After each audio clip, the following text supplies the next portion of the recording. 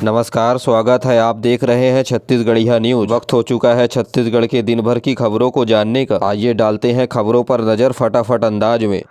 छत्तीसगढ़ में लागू होगा गुजरात मॉडल। अफसरों की टीम जाएगी गुजरात और मध्य प्रदेश, वहां चल रही योजनाओं की करेगी स्टडी के बाद बेहतर योजनाओं को छत्तीसगढ़ में लागू की जाएगी। इस संबंध में रविवार को इलेक्ट्रॉनिक एवं सूचना प्रौद्योगिकी विभाग के प्रमुख सचिव निहारिका वारिक ने चिप्स की योजनाओं को लेकर के समीक्षा बैठक ली। बैठक में मुख्य कार्यपालन अधिकारी ने एक परियोजनाओं का प्रेजेंटेशन दिया। परियोजनाओं में चल रहे भारत नेट, फेस ऐप, ई डिस्ट्रिक्ट, स्वान स्टेट डाटा सेंटर, अटल मॉनिटरिंग पोर्टल आदि प्रमुख विषयों पर चर्चा की गई।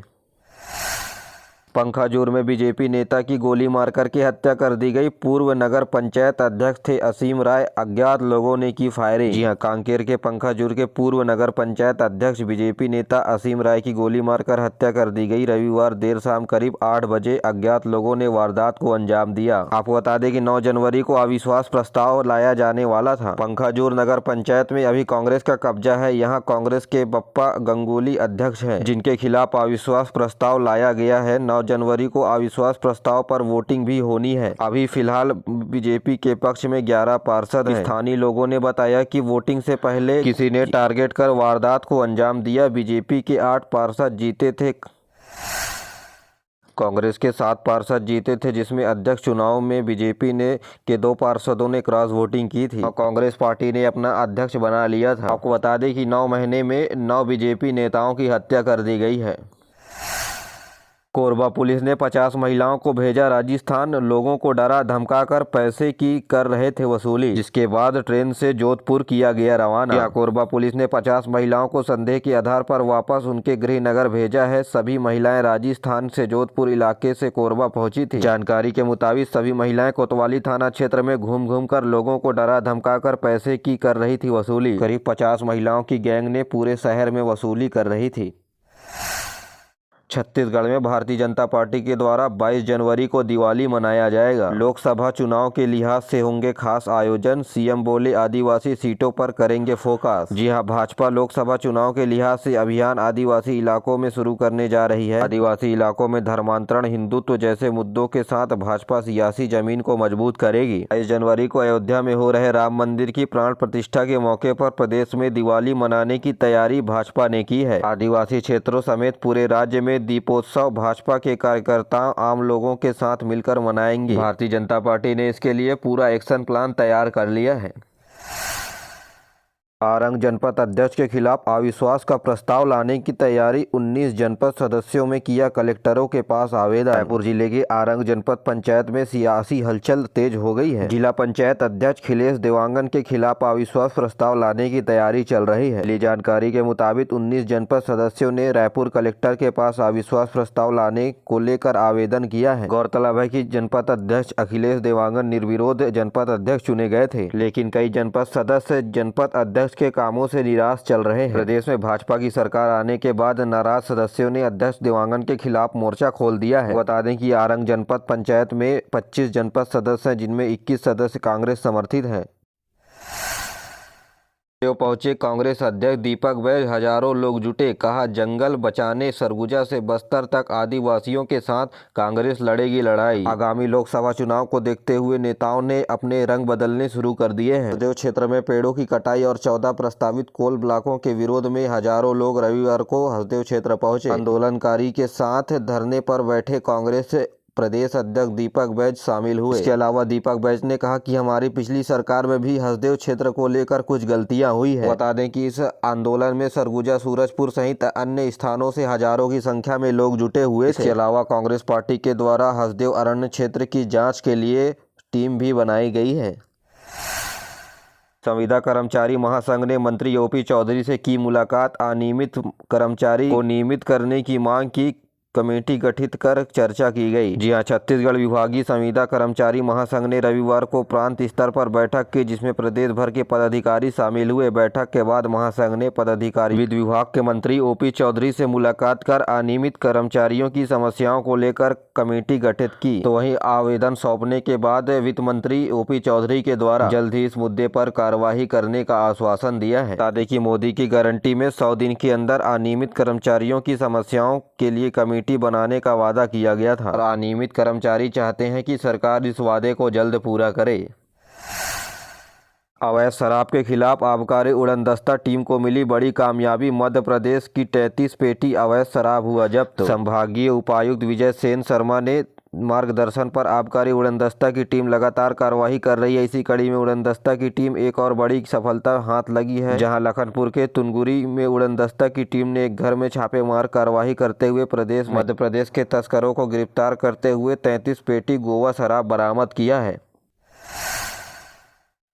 9 से 19 जनवरी तक छत्तीसगढ़ की 30 ट्रेनें रहेंगी बंद। अनूपपुर स्टेशन में तीसरी लाइन की कनेक्टिविटी का होगा काम। कटनी भोपाल रूट की गाड़ियां होंगी प्रभावित। रेलवे प्रशासन ने छत्तीसगढ़ से होकर चलने वाली 30 ट्रेनों को कैंसिल कर दिया है। ये गाड़ियां 9 से 19 जनवरी तक नहीं चलेंगी, जहां 10 जनवरी से 16 जनवरी के बीच चंदिया चिरमिरी बंद रहेगी। इसके अलावा 10 से 16 जनवरी के बीच बिलासपुर शहडोल मेमू लोकल भी बंद रहेगी। 11, 13, 16 जनवरी को चिरमिरी से रवाना होने वाली Anuppur Chirmiri passenger special train भी बंद रहेगी। 8 से 16 जनवरी के बीच बिलासपुर इंदौर नर्मदा एक्सप्रेस भी रद्द रहेगी। भोपाल बिलासपुर अंबिकापुर जबलपुर उदयपुर शालीमार और गरीब रद्द भी रद्द रहेगी।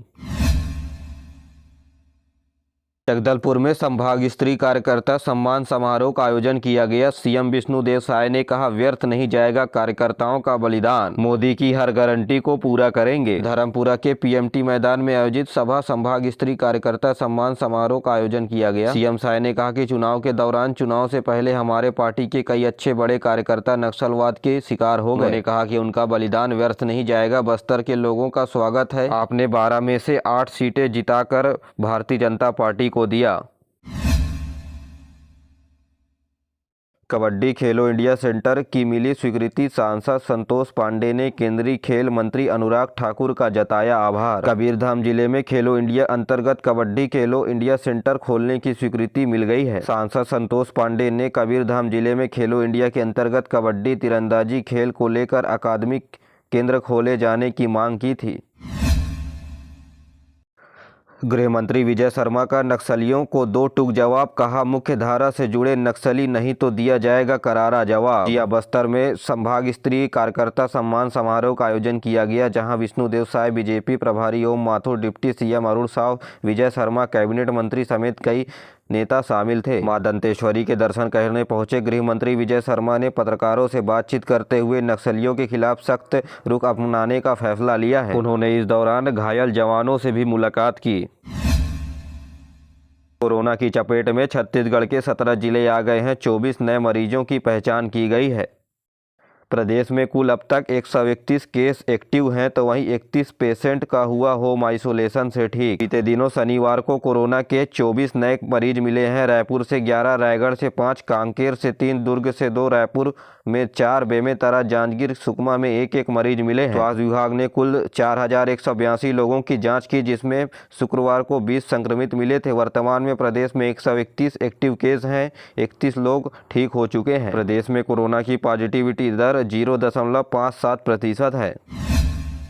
छत्तीसगढ़ में बड़े विभागों में से एक विभाग शिक्षा विभाग की बड़ी बैठक हुई। 6 घंटे तक चलने वाले इस बैठक में मंत्री बृजमोहन अग्रवाल ने बड़े फैसले लिए, जहां छात्र हित को देखते हुए 9वीं के सभी वर्ग यानी बालक बालिकाओं को निःशुल्क साइकिल मिलेगा। पहले केवल बालिकाओं को साइकिल दी जाती थी, लेकिन अब बालक और बालिकाओं दोनों को साइकिल दिया जाएगा। इसके अलावा 12वीं तक पढ़ने वाले अलग अलग विषय के छात्रों को निःशुल्क पुस्तक दिया जाएगा और यह पाठ्य पुस्तक आने वाले नए सत्र से दिए जाएंगे। साथ ही CS, CA, बैंकिंग, रेलवे, विभिन्न प्रकार के प्रतियोगी परीक्षाओं के लिए सरकार की ओर से फ्री में कोचिंग कराया जाएगा। इसके अलावा मंत्री अग्रवाल ने अधिकारियों को निर्देश दिए हैं कि नई नियुक्तियों को ध्यान दें। शिक्षकों की पोस्टिंग मेरिट के आधार पर आसपास के जिले में ही हो। तो वहीं शिक्षा विभाग के अधिकारी और कर्मचारियों के वेतन को एक निश्चित समय तक देने के लिए कहा। इसके अलावा राज्य में पूर्व स्थापित 100 कॉलेजों में अंग्रेजी माध्यम के सेक्शन खोलने तथा कार्य योजना बनाने के दिए हैं निर्देश। यानी जिन कॉलेजों में हिंदी मीडियम में पढ़ाई होती थी, वहां अब इंग्लिश मीडियम में भी पढ़ाई कराने की तैयारी सरकार की ओर से की जा रही है। छत्तीसगढ़ होकर के गुजरेगी राहुल गांधी की भारत जोड़ो न्याय यात्रा। 14 जनवरी से 75 दिनों तक चलेगी ये यात्रा, जो छत्तीसगढ़ के 7 जिलों से होकर के गुजरेगी। बता दें कि 20 मार्च तक चलने वाले भारत जोड़ो न्याय यात्रा पूरब से पश्चिम यानी मणिपुर से मुंबई तक होगी। इस यात्रा को कांग्रेस अध्यक्ष मल्लिकार्जुन खड़गे इम्फाल से हरी झंडी दिखाएंगे। यह यात्रा 15 राज्यों से होते हुए मुंबई में समाप्त होगी, तो वहीं न्याय यात्रा छत्तीसगढ़ के 7 जिलों से होकर गुजरेगी और प्रदेश में कुल 536 किलोमीटर की यात्रा होगी। इस यात्रा के जरिए 100 से अधिक लोकसभा क्षेत्र और 337 विधानसभा क्षेत्र को कवर किया जाएगा। जी हाँ, छत्तीसगढ़ के 7 जिले गरियाबंद, महासमुंद, बिलासपुर, रायपुर, कोरबा, मनिंद्रगढ़ और कोरिया होते हुए मध्य प्रदेश में प्रवेश करेंगे। राहुल गांधी की यह यात्रा 6700 किलोमीटर की होगी। एक दिन में राहुल गांधी 100 किलोमीटर